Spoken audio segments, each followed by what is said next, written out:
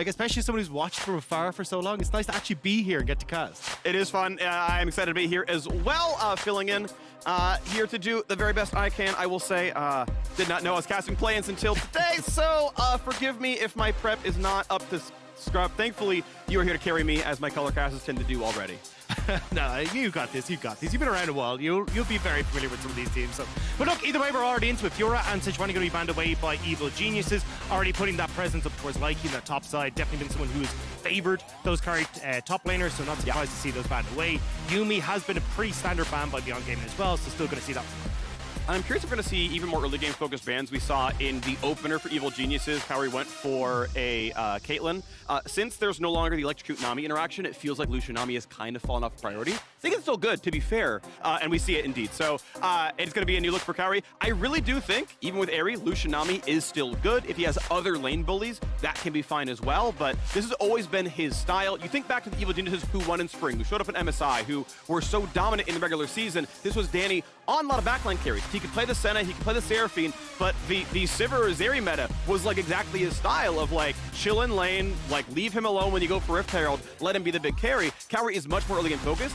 It has meant that for the last 6 weeks, EG have had to completely retool their team, right? Same roster from Spring Split, except for Kaori coming in, plays a different style of champion, and it has looked like EG are still building the plane mid-flight. Yeah, and I think that's what Beyond Gaming have kind of recognized here, right? They get rid of those pushing lanes. They're like, hey, Wako's been our big damage carry. Let's make sure he's going to be comfortable bot side. They're kind of giving a call out to Minji here as well, saying, look, we're going to take this Sylas. I think Minji had a great performance yesterday against Loud on the LeBlanc, but now he's got to see if he can have a similar performance on this Assassin in the Akali that does do well into Sylas. That's going to be a lot of fun. I am always stoked for Assassin melee matchups in mid lane. I will say that's the more fun version, like the set Lee Sin meta from like MSI a year and a half ago. I think this is the funner version of melee mid, so very excited to see this one. Clearly, Sylas Prio is there. And APhelios does have a good first couple levels, but traditionally considered a late game carry. And I think especially when you're seeing so many short-range compositions here, especially with the APhelios locked in, I think things like the Likai now become incredibly good as well, where if you can try and lock that in, I mean, we've seen the flexibility that the pick already has. Keep that for yourself and make sure you're able to kind of speed up your team, get them engaged, especially when you're playing such a short-range composition. You know, the fun thing about this team is Singe is a flex pick. Impact actually has several notable Singe games in his history, and Jojopyun has been spamming it in Champions queue, so Jojo keeps that hover going. Lee Sin is in Inspired, has been an absolute stellar player overall, and Lee Sin, there's a fun mantra we've heard more recently, which is it's not that Lee Sin falls off with game time, he just scales with your skill. Yeah. So as long as you're good enough, you can make it work at the end game. Value going back to the hover, I think it's actually going to be locked in. And I think it's been really interesting to see the dichotomy we've seen between junglers, some people going for the Graves and Hecarim, that farming style, which has been incredibly strong. Like we saw Grell pop off yesterday in the Graves, but you're seeing people like Inspire still go back towards things like the Lee Sin, the Vi now taken for Husha here as well, still going towards, hey, we want to have that big impact early, and I think it speaks volumes to the identity of some of these teams and how they want to play from the jungle. And it is really cool. Look at the jungle pool, right? There is a Sejuani ban, and that is it. And Sejuani even then is like a flex, right? So every jungler is up. You can pick whatever you want. Inspired's like, give me Lee Sin. We're going early game. I'm going to take this game over. And Husha, who's played a lot of Vi throughout the year, this is now his 7th Vi pick of Summer Plus, makes it his 2nd most played champion across that same time frame, is like, I've just liked Vi since MSI, basically. Like, it's just one of my champs, and goes for it. And I think it works really well here. I mean, you've got a APhelios there that you can threaten the backline alongside a ton of dive with the Aatrox, the Akali as well. So I think it just works out super well, especially when you're looking at things like that APhelios that will be quite vulnerable with the way this competition's set up at the moment. And look at the bans, right? Tom Ketch, what is the default support? We're like, oh, this is not a comp I want to be anyone but Severin to. Tom Ketch banned. Unironically, I think Morgana, reasonably playable, although when you don't know your support matchup, there's some really bad ones for Morg out there. But if you're trying to save someone from a Vi, that actually can work well. We'll see what it comes through, though. Obviously, both solos are grabbed. Impact will get counterpicked for top lane. Yeah, I'm really curious now what Wako goes for, though, because with MF, Ezreal, Caitlyn, Kalista all off the board. Like, with the APhelios there, I nearly want to say you want to go for some sort of range, but instead, looks like they might actually just go for... No, they're going to swap over. Okay. Yeah, okay. So I think here, that makes a lot of sense, right? Just getting more zone control in these team fights against someone like APhelios makes a ton of sense. A ton of self-heal as well, so making sure that you're going to be on the safe side of that AD carry matchup. Yeah, you're kind of just playing whatever. You don't know your support matchup. You don't know if you're going to get any safety from your own support, if they're going to be helping with the dive. You know, if you get like a Leona or like a Nautilus coming through. So, whatever. Thresh has some safety. If Vi is the only diver, she's not going to solo kill you unless you're absurdly behind. So you can land in a safety. You're going to be kind of okay. Can zone everyone else out. But again, you need Impact's counter pick. Now in the opener, he went for Renekton, played weak side, and then got absurdly outscaled. Obviously, Fiora is a very, I would say, solo queue-esque counter pick where you get to carry and all the CC is so telegraphed, you get free riposts, but goes for the Kennen. We've seen Evie play it twice. My brain went to Levi. And I'm like, that's not the same player. Evie's played it twice to pretty decent effect. Kennen definitely can lane bully, has good team fight pressure, and also is a defender. Where if Akali and Co dive in, you're like, I pressed R and APhelios lives. Yeah, that's exactly what I was going to say. I mean, the ability to just sit on this APhelios and go, cool, you're going to be totally safe, it's going to be all fine. So I'm really curious now to see how Beyond want to try and approach this, because they're going to go for the Rakan. I thought they might go for the Nautilus, because you just have that little bit of safety there with the Thresh, but I still think Rakan, Xayha, super strong bot lane, so you've got a ton of opportunities now for your top lane. Will be a bit of a skill matchup. You'll probably see Husha going up there to try and help out Likai in that early stages, whereas you've got like Minji just going to be fine farming up, and that bot lane is a bit self-sufficient as well. So I definitely think when you look at Beyond Gaming, trying to play up towards Likai, like we saw them yesterday with Loud, is going to be the best way here. All right, I'm excited for it there. Beyond off to 1-0 start here at the World Championship. I'd seen a lot of people call Group A the group of life, and then it's like, oh, EG not playing with Danny, Fnatic not playing with their bot lane either for some of these games. Well, Beyond's up to the 1-0. They're like, yes, we are living. And with the form we have seen of these teams, I think Beyond are the favorites here. Against Fnatic, I don't know. It's going to be later on in the time. But in this game, I favor them right now. It is funny, though, because the APhelios feels more like a Danny pick, right? Where you kind of go, oh, we're going to play for those late-game fights. We're going to have that late-game insurance with the APhelios. Kaori has been more towards things like the Lucianami you're pointing out, things like the Caitlyn that we saw yesterday. Yep. So definitely feels like EG have kind of gone, look, we've tried this style. It doesn't really suit us at the moment. We're going to go back to trying to play for these late-game fights and have that brunt of damage come from our AD carry position. Yeah, across summer, it's easily like he's playing meta stuff and a bunch of Kalista when it's not banned and whatnot. Across his career, though, he has had his most recorded games on APhelios. Again, not recent history, but a lot of AD carries who started in around 2020, 2019. Around the 200 it's like, APhelios came out around that 200-year mark, exactly. It's like, well, we're all APhelios one tricks. Let's go. So he at least has the reps on it, a positive win rate. We'll see how he does. And maybe this is match made in heaven, where it's like they can go back to that feed the carry style. Kaori is comfortable on this one. I know we're casting for English, so we're casting to a lot of NA fans who are waiting to see if EG can turn it up here in this one. And yeah, there are pieces here that look pretty good for them. Beyond Gaming, though, still off to the races, and we are on to the Rift here for the 5th game of the day. Very excited to see how this one's going to pan out, because it does feel like Beyond, I mean, sitting with one victory at the moment, definitely trying to see if they can push themselves up and kind of have a bit of a fight back from MSI as well, kind of prove that they're able to push in towards that group stage. And they have been a region, the PCS, that has traditionally done quite well at international events, so a lot of eyes are on them at the moment to see if they can perform. Yeah, it's one of the interesting kind of topics is, Marksy put out a video a while ago about like, what are NA's chances at Worlds really? And it's like, pretty solidly LCS is the number 4, exactly number 4 league, you know? And it's like, but then like number 5 is kind of the PCS, right? Like, and that's kind of been the de facto for the last few years. You know, occasional there's hits up, but like, you know, I remember like in 2015 was when AHQ and Flashfuls like both made quarters at Worlds, and it's like, it's been kind of quiet since then, unfortunately, and that's like so long ago. But yeah, Beyond are doing very well right now in the playing group stage, you know, playing for number 1. And it feels like Beyond are kind of keeping that AHQ eSports dream alive, right? Like they took their spot in the PCS and are now kind of carrying that mantle. And it feels like for guys like Minji and Wako as well, like especially for Wako, had to like replace Doggo, who was like the lifeblood of Beyond Gaming, for him to try and step into those shoes and then try and carry Beyond Gaming once more. It feels like he's had a lot to live up to, and I mean, they finished in 6th in the regular split, then end up having to be 3rd, 2nd, all the way up to play against Flying Oysters. It's cool to see them here now. Oh, a quick fight in the mid, and Inspired gonna flash in first, so lands the Q, lands the chain, first blood in for Evil Geniuses, some digital goods claimed for first blood, and if you want to link your league account with Prime Gaming, you can receive your own free digital goods. Look at that segue. way. Easy as you like, but really well done by EG. I think as well, focusing Minji is definitely the best way to go about it. He had a great game in the LeBlanc yesterday, but was kind of given a lot of free reign thanks to Husha. Getting in early here, Inspire does a really good job of waiting with that Sonic Wave to connect and picks up first blood. It was really, really beautiful stuff. I'm always a fan of a jungler who's like, I'm gonna flash for the non-skill shot, the rest will land afterwards. Jojo, level 2 afterwards. Barely lands it too, that was nearly sidestepped. Yeah, I mean, just a really nice job, though. I mean, even taking the Tempest Cripple level 2 to make sure that he could actually get that damage off and making sure that he was able to follow up with the Sonic Wave. Because usually you would take the Safeguard level 2, give yourself a bit of a healthier clear. Yeah. Working out super well. And Husha now looks like he's trying to respond, but Wave not in the best of spots to try and do so. But aggressive trade, keep in mind if E's on cooldown. Yeah, the Q flash follow. Is there the rest of it though? Auto, E's gonna land into the tower. Shot 1, shot 2 will kill. At least he was tagged. We're gonna go to Jojopyun, but an assisted kill is more gold, and his wave is gone. And the teleport is still here for Jojopyun as well, so he'll still get back. So 1 for 1, gets to come in and pick up most of this wave. So all said and done, still a good trade for EG. He's got the scoreboard right now. 600 gold lead, Evil Geniuses.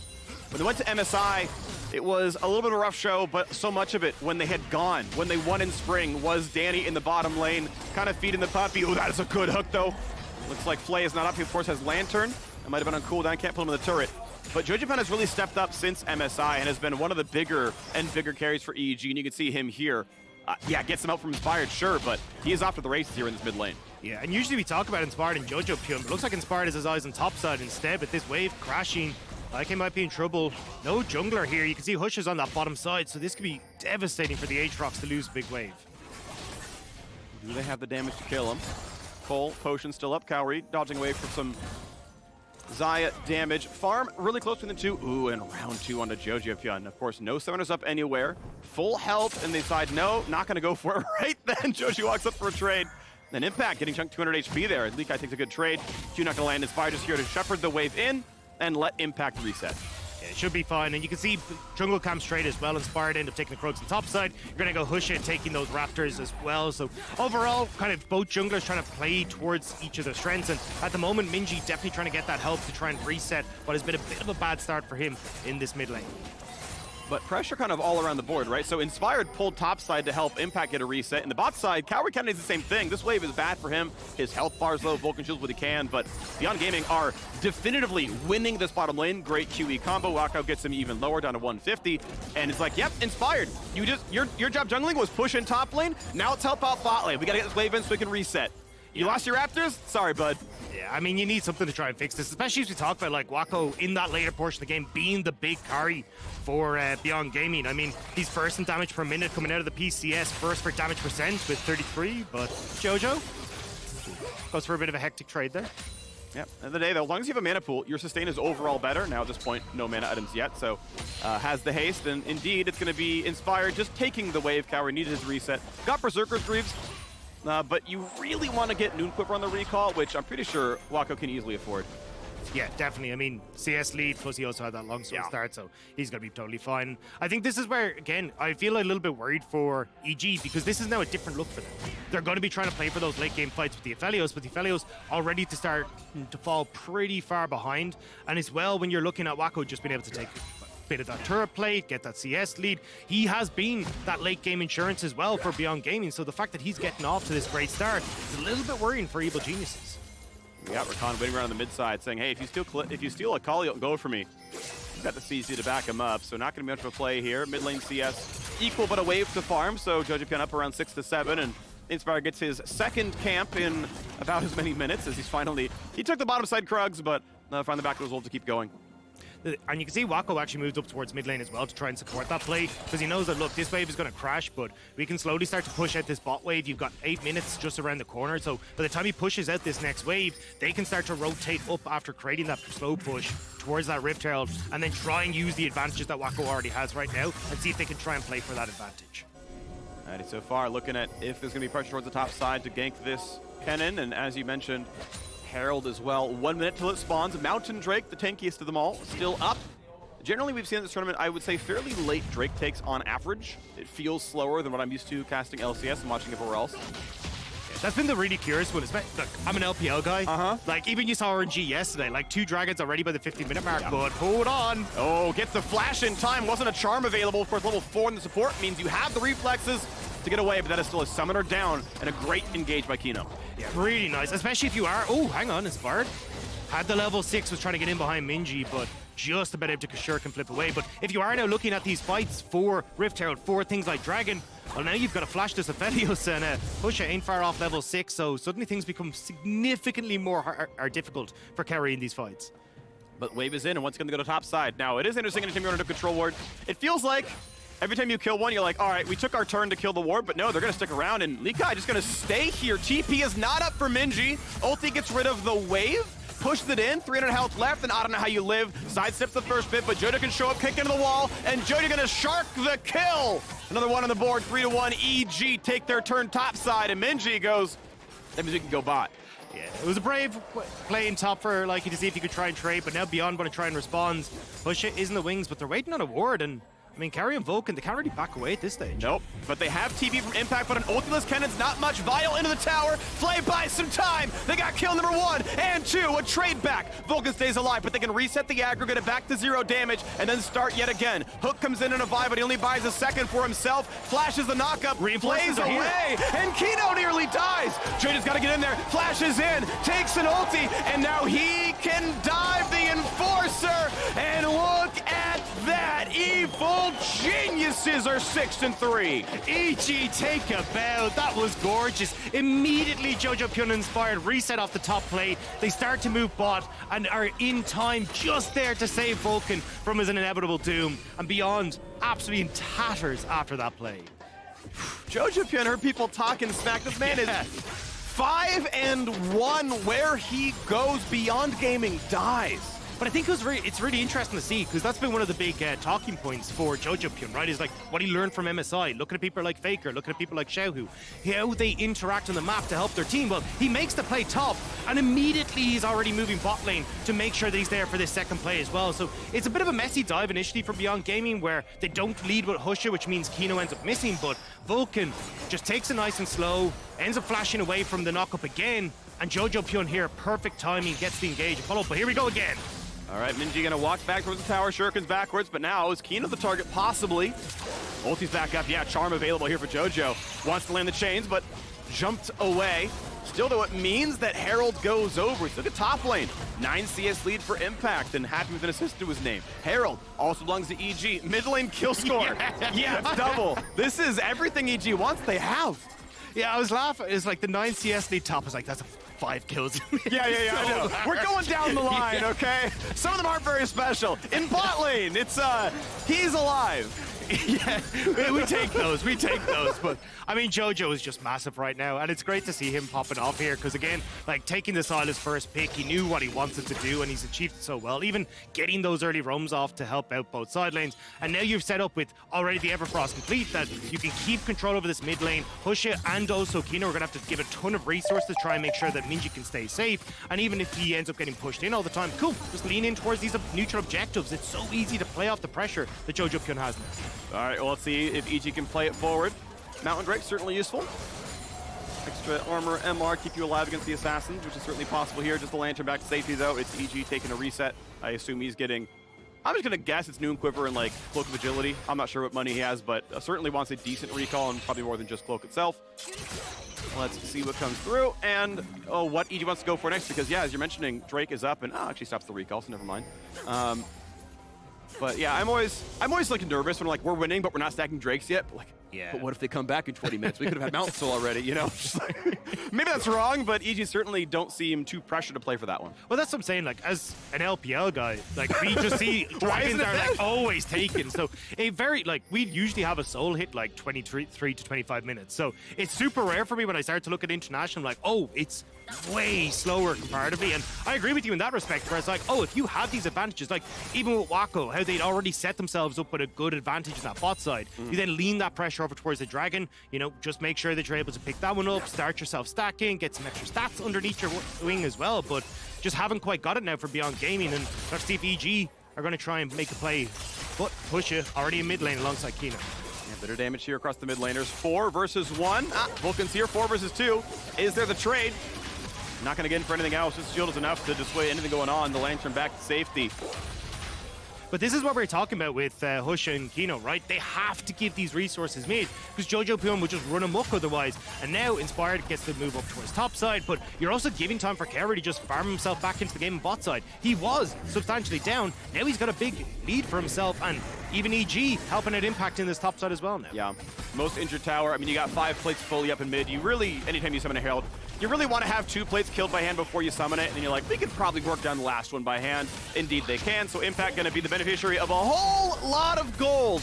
And very fortunate that Inspired has a lane he can summon on where the rest of the money comes across. So this is a huge gold lead now. You can see a solid 4,000, and EG are playing the best game of the tournament so far against an undefeated team. Yeah, and I was going to say, like, they're just playing the map well, right? Like, there are definitely some kills, don't get me wrong, a lot of them in mid lane, but a huge amount of this is just using that pressure that they have in different positions and catching Beyond Gaming with their pants down. Beyond now are going to turn over towards that dragon, which I think is going to be pretty good for them, just in kind of trying to get something back for themselves in the map, but we'll have to see what EG want to try and do with the time they've been afforded here. Looks like it's just going to be a Scuttle Smite fight. Yeah. Yeah, but it's only up for one side, and he's like, you probably have it. I'm just gonna walk away from this one. Thanks for leash. Jojo wants to come back in, has not yet stolen the Xayha ult. He doesn't really need to anyway. Pops it now, but of course you can't pull him back. Doesn't have Blade Caller. Still though, pretty solid hit. Flashes in, Jojo gets one, but now locked down to the tower. Shield from his jungler, pops the stopwatch, and just a bounce house. This Rakan cannot get away. EG get a 2 for 0. Great stopwatch from Jojo there, keeps himself alive, and they get a second kill off the play as well. Now they're getting plates on bot side. It won't be going towards Kaori, but you're definitely going to be happy that you're still getting more of these plates before they just fall in a couple seconds' time. Plate number 3 should be not Maybe? risk. I guess they're choosing not to risk it. Turret plates fell without getting claimed, but choosing tempo, choosing not get anything weird happening. I think maybe, Aatrox and Fog, maybe it just looks bad. Yeah, I'm curious to see what the game plan is here now, though, because, like, as you can see, Jojopyun, he's got full control of these side lanes. He does a really good job here working with Vulcan to make this play happen. Wako has the cleanse there, and Kino comes in just to try and keep that hook at bay. But the follow-up here is brilliant. Jojo knows he has the stopwatch, tanks the turret up, Inspired ends up walking out, and it just gives enough time for that tower to reset and let the mid laner get on out of dodge. Yeah, really well done right now. So you can see, yep, full 7 turret plates, 5 from top, 2 from bottom. And once again, Vulcan here just to hold the wave, play it backwards. I assume his lantern's back on cooldown because, all right, APhelios gonna be range of time. Yeah, and this is where I like the way EG are setting up here, right? Jojo doesn't have TP, so send him into topside. He can threaten on towards Likai, and especially when you've got a minute until the Rift Herald. Let's see if they can make a play, and there's no tower. Yeah, it's gonna be difficult. He's got the ulti, he's got a TP in his back pocket now as well from a teammate, so Jojo gonna pop. Aatrox ult trying to get away, but not just yet. Empowered healing might help, but not nearly enough. Shutdown coming through, 800 gold on the Minji. Just walking immediately over all that vision, Beyond Gaming are able to respond, so nice bit of pickup there for Minji. Likai will respond with a TP to bot side as well to make sure that he can match impact on this tower push. Now Beyond Gaming at least getting a shutdown and some gold back over needed in their favor. Good mechanics by Impact, gets a stun, then gets the sidestep to get out of the chain, so takes the better part of that trade, but with Eclipse done, you just have more Omnivamp here. Pretty much any trade, long-term just favors Aatrox, because he'll be back to full health, and Impact eats a potion. It's so dumb. It's very good. The item is strong. It's just so dumb. But look, I think at the moment, Beyond are trying to find these ways to get back into it, right? And one overextension there from EG was a nice punish. Now we got to see if they can try and mount anything here for Rift Herald, but with both TPs already invested towards making that play happen, it feels like they're just not really in a position now to try and contest this, especially as Jojo and Impact both have their own TP, so they will just hand this over. But I'd love to see them try and make some sort of cross map here, like make a play on towards Impact on this bot side, or do something with the fact they're not investing time towards this Rift Herald. Yeah, but of course, Drake 2 minutes away means you can't do much for it. Bot lane, yeah, maybe the look, but Aatrox will be wanting the Kennen, and no one is around. Vi paths the base towards the bottom side, so saying, well, that's probably where the option is. Maybe because Camp Timer's actually, indeed, his Gromp is up, and he's like, yeah, I'm just farming, actually. We're not even going to make a play down here, because, yeah, you could have, right? You could have brought down your support. You could have kept Vi to say, actually, I'm going to skip Gromp. We're going to run down. We're going to ward the path through the bottom side jungle and look for a 3v1 tower dive.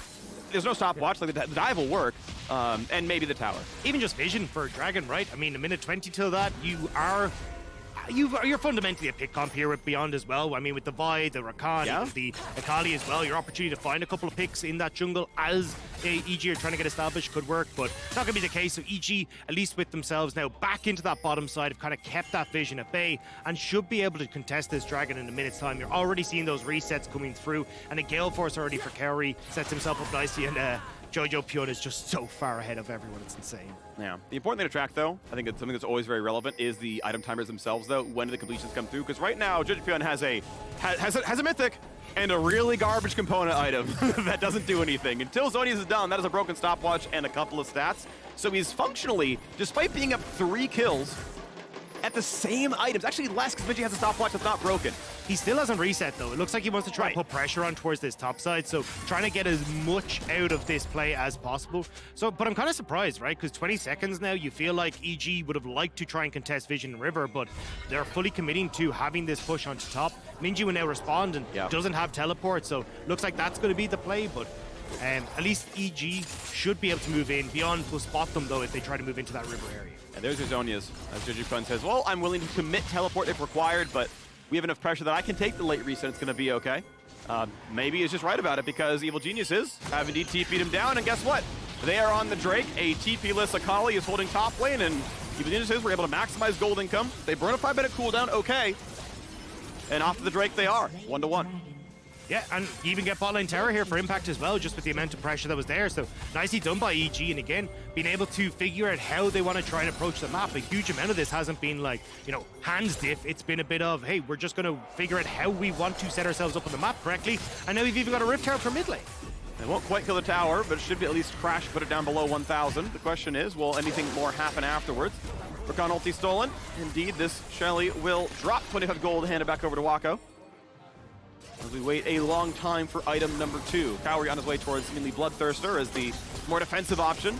I would have been shocked to see Shield Bow if he's like, actually, it's just about me not dying. Doesn't even matter. Like, we're just going to not die to Akali Vi, but did go Gale Force with the option. Jojo now wants to fight Minji, not going to get it, though. Actually, down a level, I will say, that as many kills he's gotten, he has spent so much time roaming around the map. That is a 30 CS lead for the Beyond Gaming mid laner, as well as that plus level. So, again, not in the worst spot here, the Akali, but still has some catching up to do. Yeah, and that's the thing at the moment, is that EG haven't really been establishing themselves fully in the side lanes. It's kind of been a, hey, we're going to push and move, whereas you've just been consistently collecting these waves as Beyond Gaming. So I think this is where we're going to start to see now EG really put a bit more focus onto, okay, well, let's get this mid lane turret down, then we can try and operate in a little bit of a 1-3-1 and just use the fact that Jojo is so far ahead that we can actually make a ton of plays around him, even just moving Inspired over. You have the Zhonya's, you can go for more aggressive dives and use that Zhonya's to keep the Sylas safe. Image is getting his own farm here. Sits on, you know, I said before it was a 9 CS lead. It's 13 now. We are counting the leads. 13 CS in top lane. I mean, sometimes people say top die. This is, you know, this is just top diff, all right? 13 CS for a range melee matchup. I mean, can you do better than that, honestly, anyone? No, there's a reason he has his own skin. Look, we've had a lull, okay? It's been 5 minutes of, like, a Herald died once. It didn't even kill a tower, so... We gotta find some things to fill for a little bit here. This Banshees is on the way for Jojopyun. Says, okay, sure. Gonna be dealing with the Akali on that one. As mid lane is under fire, but Kaori, until the Bloodthirster is done, maybe just doesn't feel quite safe. Again, you can Lantern, but Vi's still gonna land on you, so yeah, not even going for really much here. You can even see the Q was being channeled over the wall. The respect given, but the options grasped by the Beyond Gaming jungler, Husha is like, if you do something, I'm over the wall and Akali's going to follow me, so not a bad option, but end of the day, it's just the wave pushed in and cleared back out.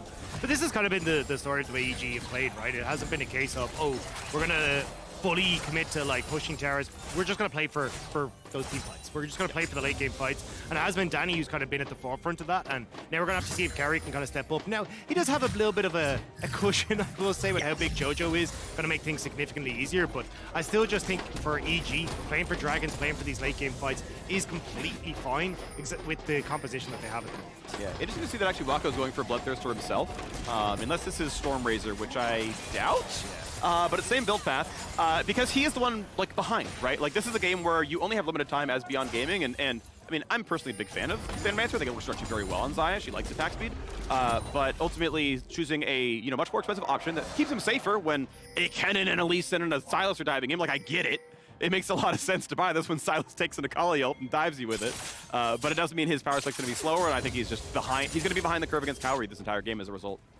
Yeah, and I mean, look, at the moment, that's the biggest problem for Beyond Gaming is that they just don't feel like they're up to the curve at all across the board. Yeah. I mean, Minji, even though he does have that slight CS lead, still is trying to play catch-up. You've even got the Banshee's Veil that's coming through from Jojopyun, which means he's going to be fine.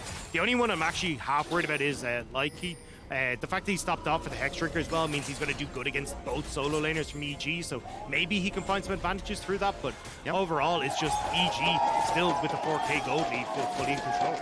We'll say though, 4K gold lead flatlining does not give you the most confidence, rather playing out the rest of the mid game. They are definitely playing it very, very slowly. They did not get that first Drake, right? That was grabbed Beyond as the cross map for the first Herald, so we're on pace for a 34-minute Dragon Soul if EG retain control.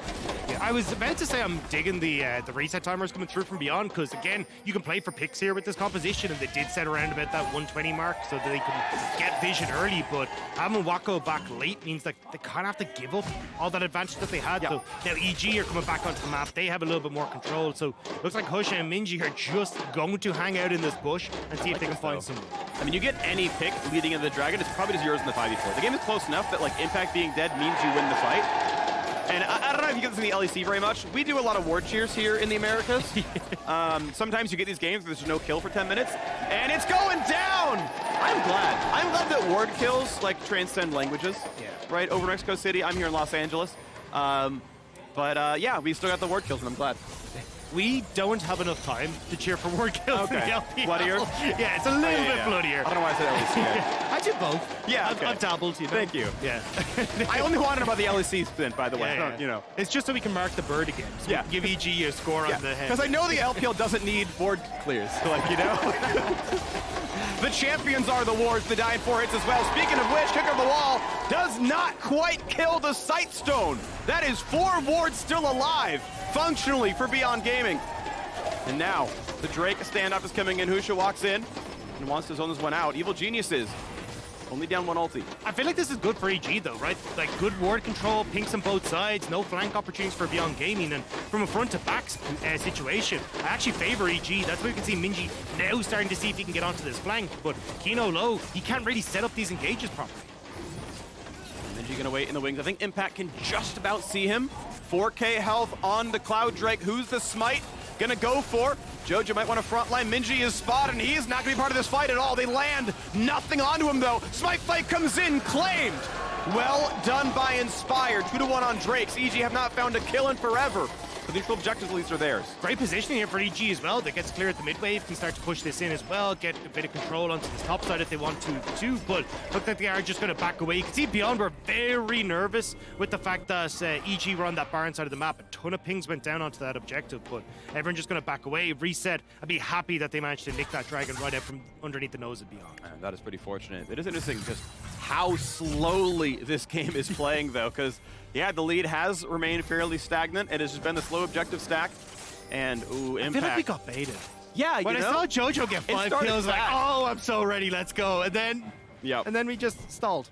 just channel your inner champions queue. Just take every fight. Just get in there, you know? Choosing to play it slowly. Impact. Stealth long enough, they just forgot he was there. They're like, we can 3v1 him. They're like, never mind. Impact just takes the wave down. Minji's gonna be chilling. Inspired was there, of course, to Shadow. In the end, maybe could have turned around the fight regardless. Zap! Takes down the Kennen minion. 90 gold claimed. But I gotta point out though, Likai's up 2 CS, so better top laner. We're just gonna keep coming back to this. Oh yeah. I gotta say though, I'm looking at Wako's build. It's interesting to see him still going for that full AD build. Looks like he's just gonna go for that full burst damage off of all the feathers. And I mean, when you're playing with the amount of assassins and just upfront burst damage already, it does make a little bit of sense, especially if you have Jojopyun jumping on your face, just trying to kill that Sylas as quickly as possible before you can start getting multiple Kingslayers, and the survivability could actually work out well. Yep, just on the way to Bloodthirster, Bloodthirster's done. On the way to Infinity Edge, so, you know, still on pace. I mean, CS, honestly, pretty good, right? Both AD carries well over 10 CS a minute.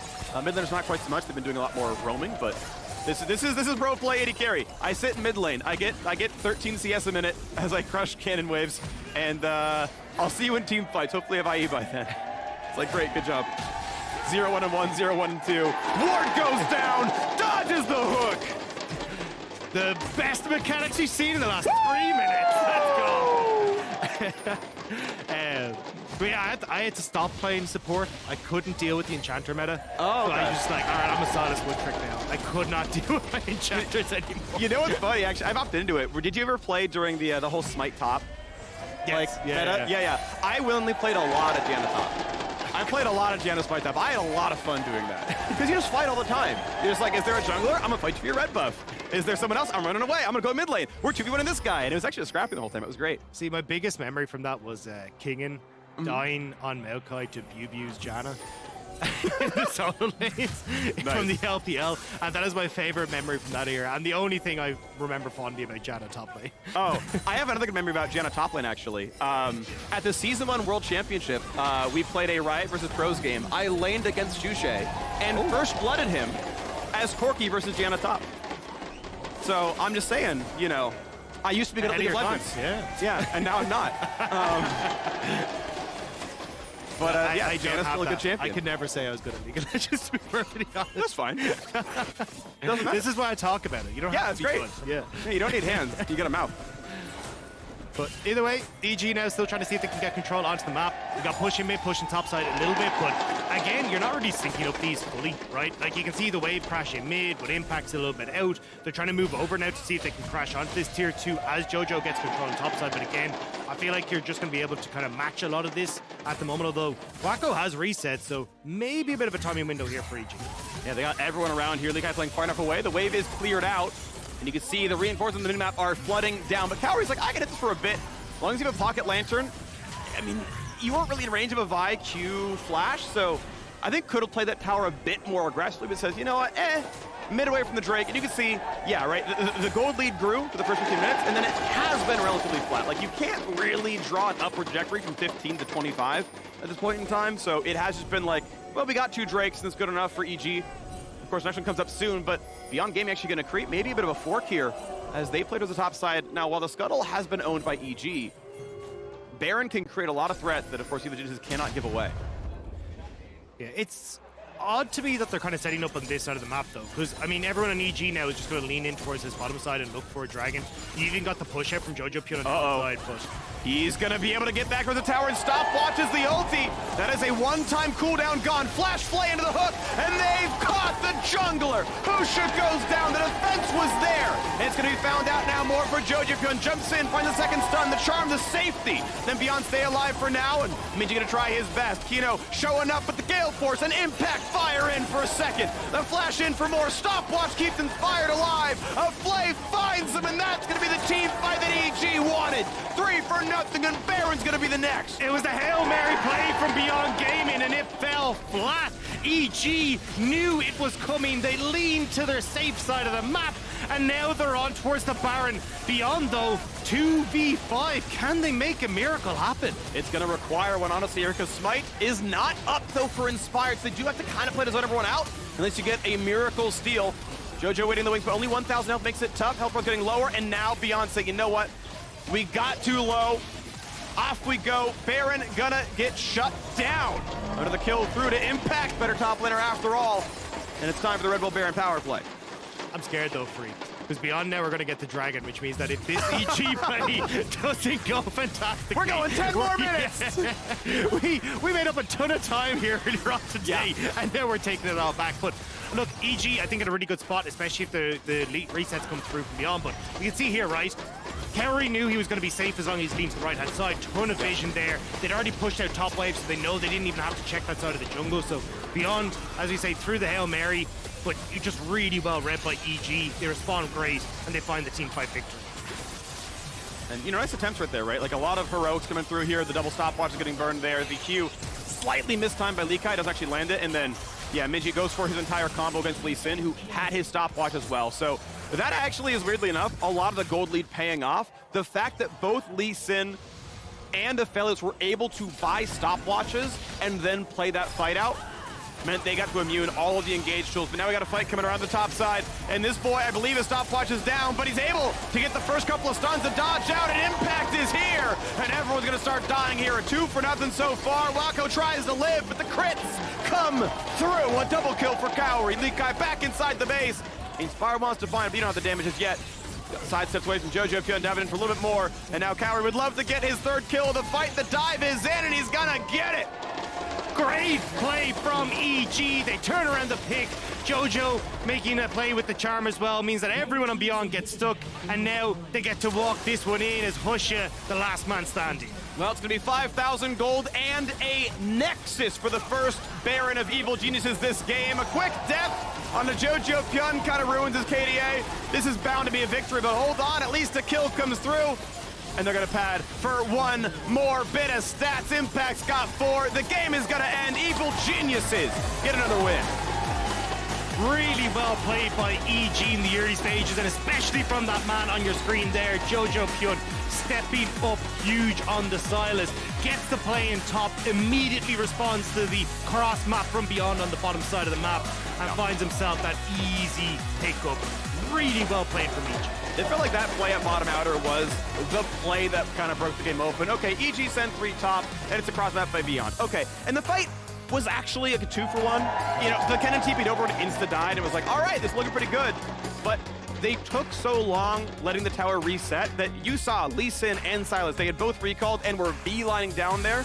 And the very end, Vulcan's like, yeah, I'm gonna flay and flash to the left because I've got reinforcements of time already, and the cleanup was there to make it an extra 2. That's what put Jojopyun on like 6-1 or 5-1 or whatever, and it's like, okay, infinite control now, and yeah, they retained it. And I think that's the big one, is that when you're playing against competition that can pick you off,